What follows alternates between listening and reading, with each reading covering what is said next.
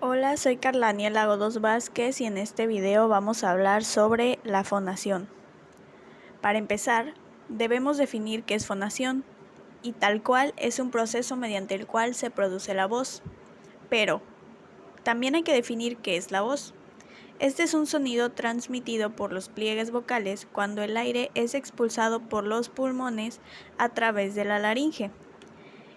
Para este proceso de fonación tenemos 4 factores importantes que son la respiración producida por los pulmones, la vibración de la laringe y las cuerdas vocales, la resonancia de la cavidad bucal, nasal y faríngea, y la articulación de los órganos fonoarticulatorios. Recordemos que sin esto no podríamos llevar este proceso adecuadamente. Ahora hablaremos sobre cómo se lleva a cabo este proceso. Primero, se necesita en el aire que se almacena en los pulmones, que el cual baja al mismo tiempo por el diafragma.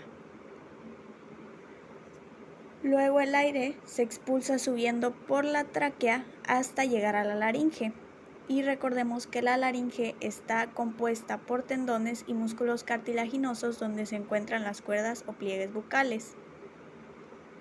Cuando este aire llega a los pliegues, inmediatamente estos se cierran impidiendo el paso del aire, lo que también va a provocar la presión pulmonar. Esta presión vence la resistencia que se da por estos pliegues para que así puedan traspasar y genera que al mismo tiempo estos vibren y produzcan el sonido.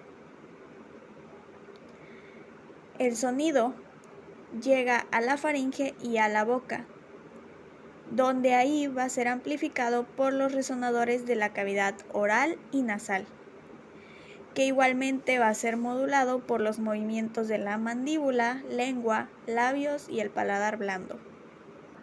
Hablemos sobre las principales estructuras para la fonación, los cuales son los pliegues vocales, que están formados por la mucosa de la faringe. Existe un par superior representado por pliegues vestibulares, que son las cuerdas vocales falsas, que en este caso no participan en la producción de la voz, y un par inferior compuesto por estos pliegues vocales, que son llamadas cuerdas vocales verdaderas. El espacio entre estos pliegues ventriculares se denomina rima vestibular. El seno, también llamado ventrículo laríngeo, es una expansión lateral de la porción media de la cavidad laríngea que se ubica debajo de los pliegues vestibulares y por encima de los pliegues vocales. Cuando los pliegues vestibulares se juntan, permiten contener la respiración en contra de la presión de la cavidad torácica, tratando así como levantar un objeto pesado. Debajo de la mucosa de estos pliegues se encuentran bandas de ligamentos elásticos estirados entre los cartílagos rígidos de la laringe. Existen también músculos intrínsecos de la laringe que se insertan tanto en los cartílagos rígidos como en los pliegues vocales. Como datos importantes tenemos que cuando los músculos se contraen, estos tensan los ligamentos elásticos y estiran las cuerdas vocales fuera de la vía aérea, de manera que la rima glótica se estrecha, y que la contracción y relajación de estos músculos varían según la tensión sobre estos pliegues vocales. Cuando estos músculos intrínsecos de la laringe se contraen, tiran de los llamados cartílagos aritneoides, que se rotan y se deslizan, y que crean las siguientes funciones. Por ejemplo, la contracción de los músculos cricoaritenoideos posteriores separa los pliegues vocales con la apertura de la rima glótica. En cambio, la contracción de los músculos cricoaritenoideos laterales aproxima los pliegues vocales y de esta manera se cierra la rima glótica. Como otros músculos intrínsecos, se pueden alargar o acortar los pliegues vocales. Ahora hablemos de cómo es que se le da el tono al sonido. Esto es principalmente debido a la tensión que soportan los pliegues vocales, ya que esto lo controla. Es decir, cuando los músculos tensan los pliegues, estos vibran más rápido y producen un tono más alto. Y esta disminución de la tensión muscular sobre los pliegues vocales hace que vibren con mayor lentitud y produzcan sonidos con un tono más bajo. Ahora, también tenemos como dato importante que en los hombres Hay una influencia de andrógenos, que son las hormonas sexuales masculinas, donde los pliegues vocales suelen ser más gruesos y más largos. Esto diferenciándose de las mujeres, que son más finos y más cortos. Esta es la razón por la cual la voz del hombre tiene tonos más graves que la de la mujer.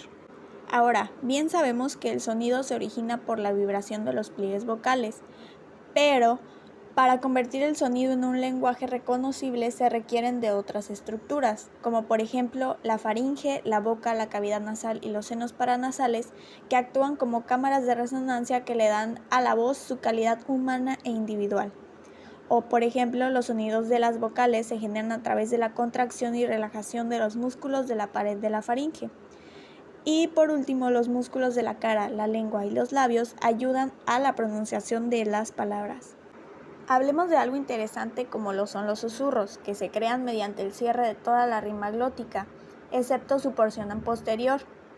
Y como los pliegues vocales no tienen vibración durante esto, la forma del habla se puede decir que no tiene tono. Sin embargo, pues se pueden producir palabras inteligibles mientras se susurra, y si se cambia la forma de la cavidad bucal a medida que se pronuncian las palabras.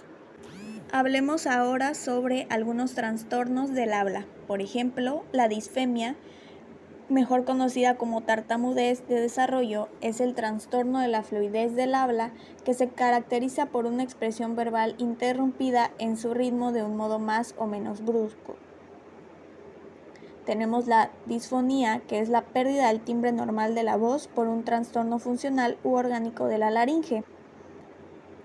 La disartria, que es un trastorno de la ejecución motora del habla, cuando los músculos de la boca, la cara y el sistema respiratorio se debilitan y se mueven con lentitud después de un derrame cerebral u otra lesión cerebral.